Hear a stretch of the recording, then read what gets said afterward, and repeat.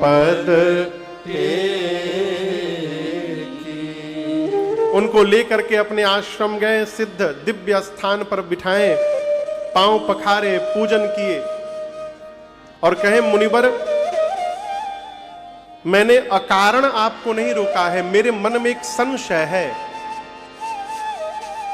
याज्ञवल्क्य जी बोले कहिए क्या संशय है? बोले यही तो बात है, मैं जानता हूं कि मेरा संशय आप ही दूर करेंगे, लेकिन उसके बाद भी मैं आपसे पूछ नहीं पा रहा हूं।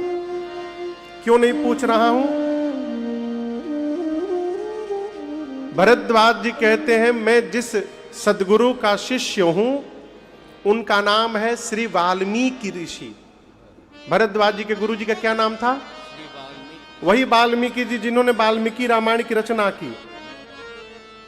भरद्वाज जी कहते हैं इतने बड़े सिद्ध महापुरुष के शिष्य होने के बाद भी यदि मैं जो प्रश्न करूंगा आप ये न सोचने लगे कि इतने बड़े गुरु जी के चेला होकर कि इतनी छोटी सी बात इनको नहीं मालूम। इसलिए मुझे लज्जा आ रही है और भय इस बात का है कि कहीं आप ये न मान बैठे कि मैं आपकी परीक्षा लेने के लिए तो प्रश्न नहीं कर रहा हूं, इसलिए मैं भय के कारण पूछ नहीं पा रहा हूं। कहत सो मोहि लागत भय लाजा। परंतु यहां पर सूत्र निवेदन करिए मैं करूं, आप समझिएगा जितने छोटे छोटे बच्चे हैं जीवन में यदि निर्मल विवेक जागृत करना है अपने जीवन में तो छिपाव से बचा जाए। यहां गोस्वामी जी कहते हैं होई न बिमल विवेक उर गुर सन किए दुराव। दुराव छुपाव नहीं, दुराव। गुर सन किए दुराव। छिपाने में बहुत बल लगता है, हो बहुत बल लगता है। कहो मैं आपसे छिपा नहीं पाऊंगा। याज्ञवल्क्य ऋषि बोले संकोच भय छोड़ करके पूछिए क्या पूछना है। भरद्वाज जी का प्रश्न हुआ राम कवन प्रभु पूछऊं तो राम कवन प्रभु पूछऊं कहिया बुझाई कृपा निधि मोहि। कहिया बुझाई कृपा निधि मोहि। एक राम अवधेश कुमारा। एक राम अवधेश कुमारा। दिनकर चरित विदित संसारा। दिनकर चरित विदित संसारा। नारी विरह दुख लहेऊ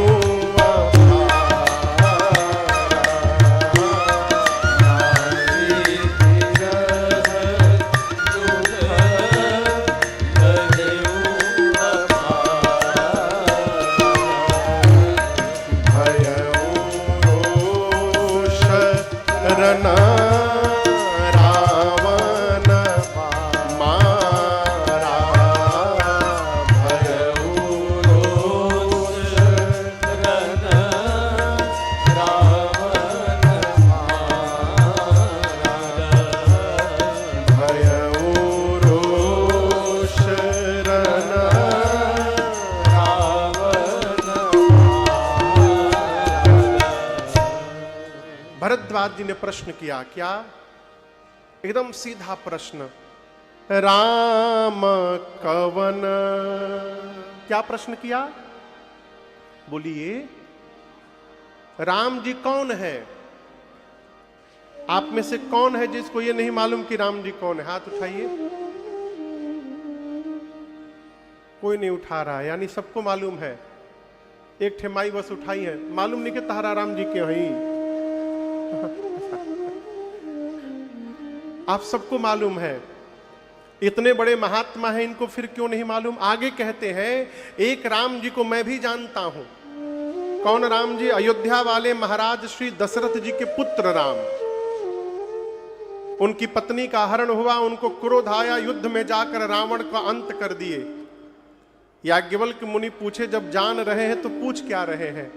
भरद्वाज जी बोले, प्रभु जिस राम जी को मैं जानता हूं, क्या शंकर जी भी उसी राम जी का नाम जपते हैं?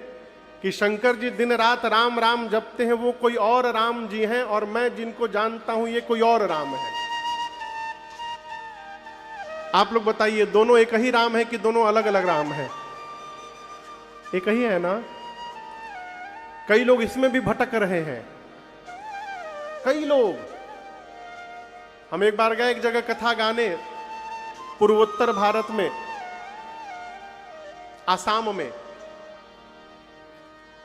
तो जो बुलाए थे भैया बड़े भक्त, बड़े अद्भुत व्यक्तित्व, कथा के बड़े रसिक श्रोता, कथा कराए थे। जो 6-7 साल पहले की बात है। तो उनके एक जीजा जी आए।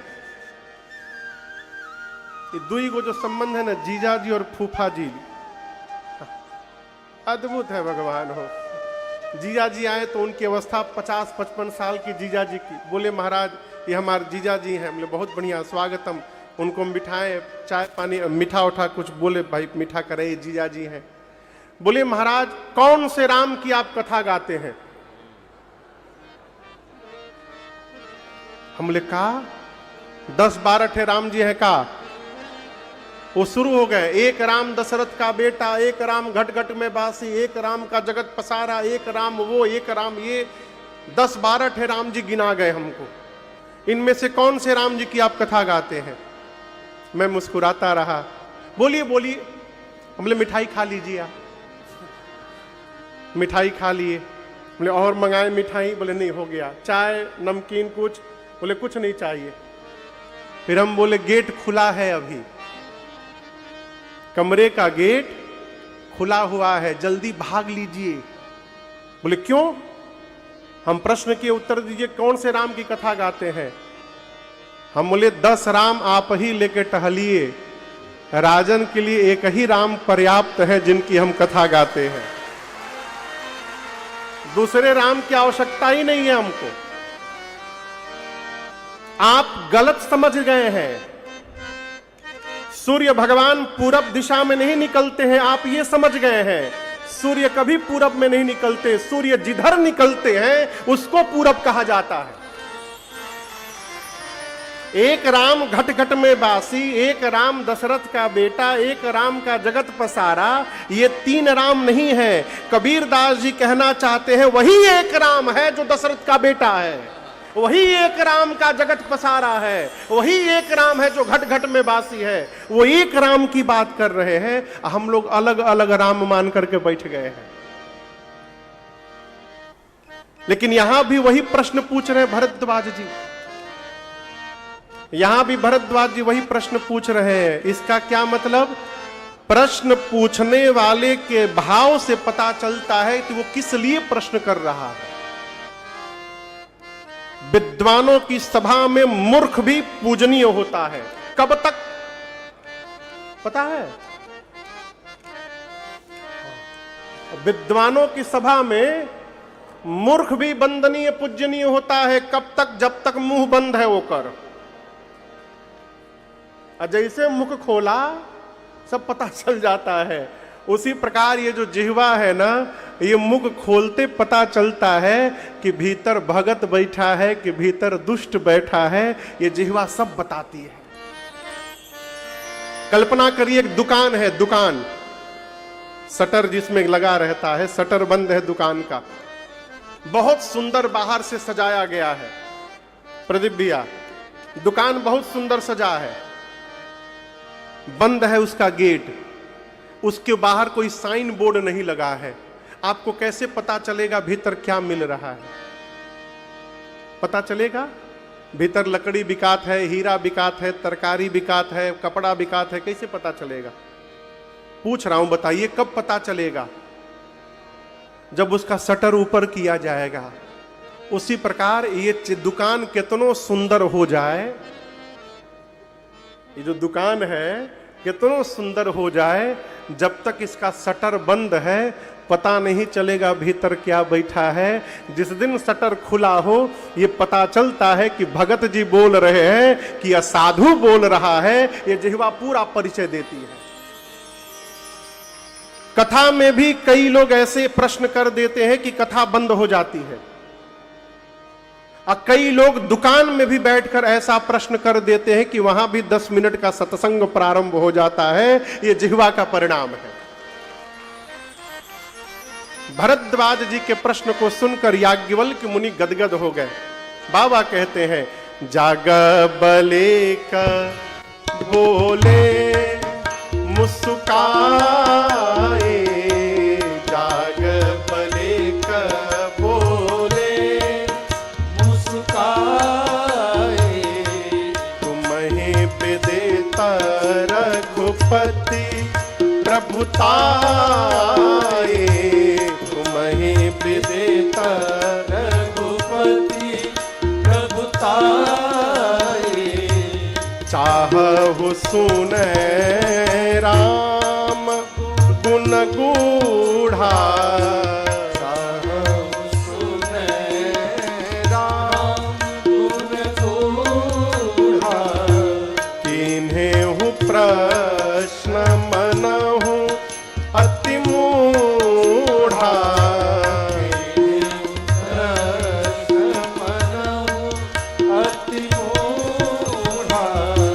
राम भगत तुम मन क्रम बानी, राम भगत तुम मन क्रम बानी, चतुराई तुम्हारे मैं जाने, चतुराई तुम्हारे मैं जाने, चतुराई तुम्हारे मैं जाने, चतुराई तुम्हारे मैं जाने।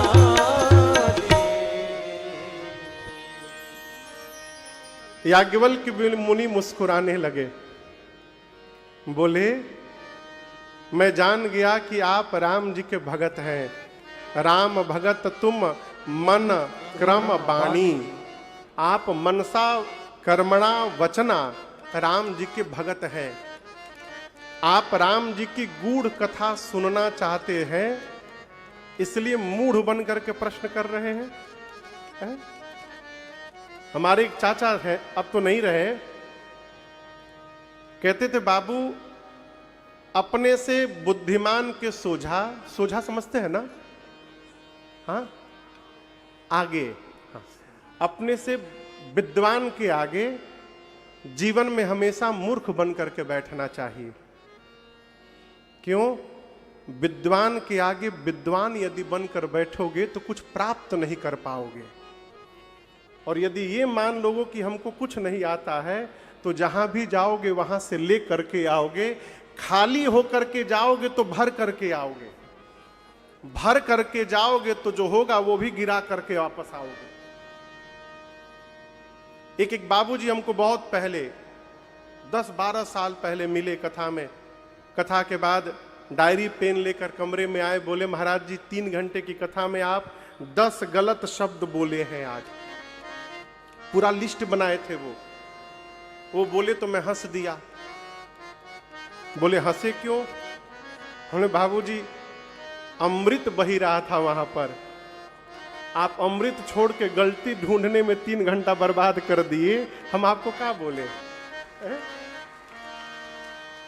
जीवन में प्राप्त करना है तो रिक्त अपने को स्वीकार करना पड़ेगा। याज्ञवल्क्य मुनि बोले, आप राम जी की गूढ़ कथा सुनना चाहते हैं, चाहहु सुने राम गुण गूढ़ा, इसलिए मेरे सामने किन्हे हूं प्रश्न, मनहु अति मूढ़ा। मूढ़ बनकर आपने प्रश्न किया, ये आपकी चतुराई है। चतुराई तुम्हारी मैं जानी, ये चतुराई है। चतुर कौन? जो किसी को ठग ले वो चतुर नहीं, वो महामूर्ख है। जीवन में कोई किसी को नहीं ठगता, हर व्यक्ति अपने आप को ठगता है।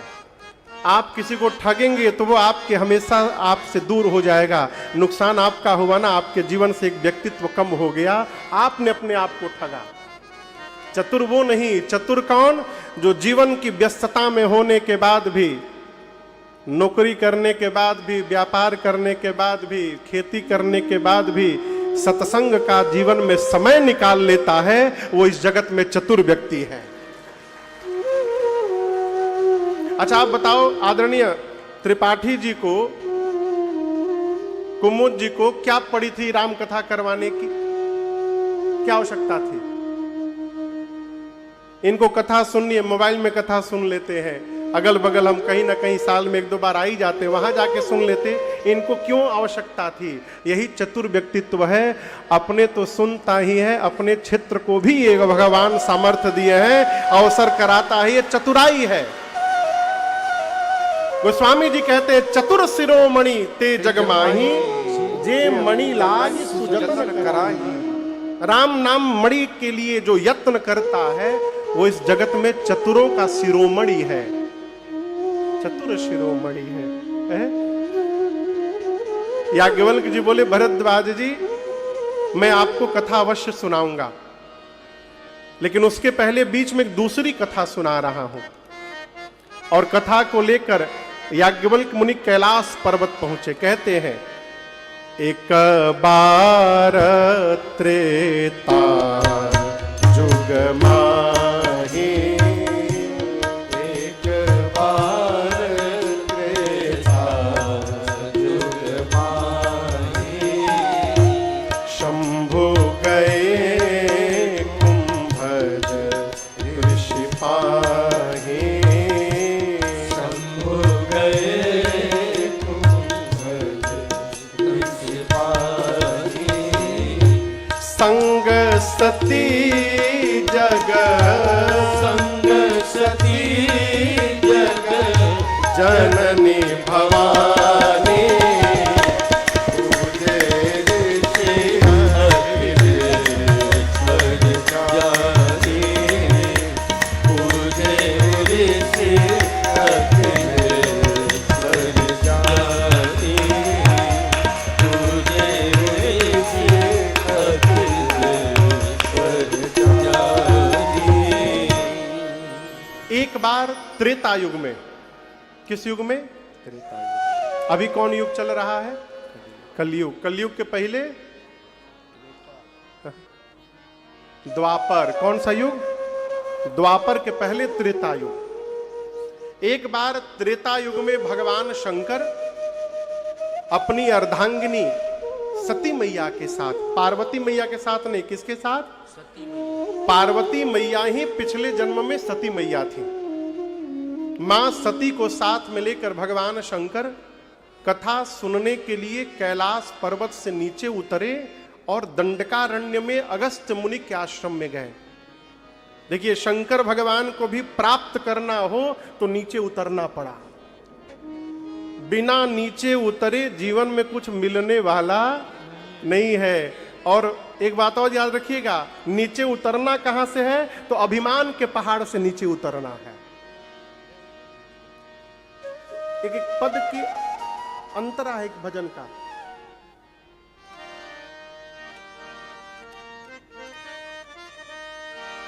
चढ़ोगे हृदय में सभी के सदा तुम। कहां चढ़ोगे? बोलिए, हृदय में। चढ़ोगे हृदय में सभी के सदा तुम, सभी के सदा तुम चढ़ोगे हृदय में, सभी के सदा तुम। कब? जो अभिमान गिरी से उतरते रहोगे, जो अभिमान गिरी से उतरते रहो।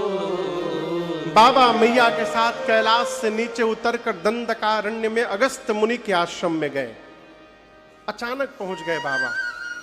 अगस्त मुनि देखे तो नाचने लगे। दिव्य आसन पर बिठाकर पूजन किए, पांव पखारे। शंकर भगवान राम कथा सुनने गए थे। अच्छा आप बताइए, यहां कथा मैं सुना रहा हूं, आप लोग क्या कर रहे हैं? सुनने वाला ऊपर बैठा है कि नीचे? नीचे। सुनाने वाला ऊपर बैठा है। यहां शंकर जी सती मैया राम कथा सुनने गए अगस्त मुनि से। अगस्त मुनि शंकर जी और सती मैया को ऊपर बिठा करके स्वयं पांव में बैठ के पांव धोने लगे। कथावाचक नीचे बैठ के श्रोता का पांव धो रहा है।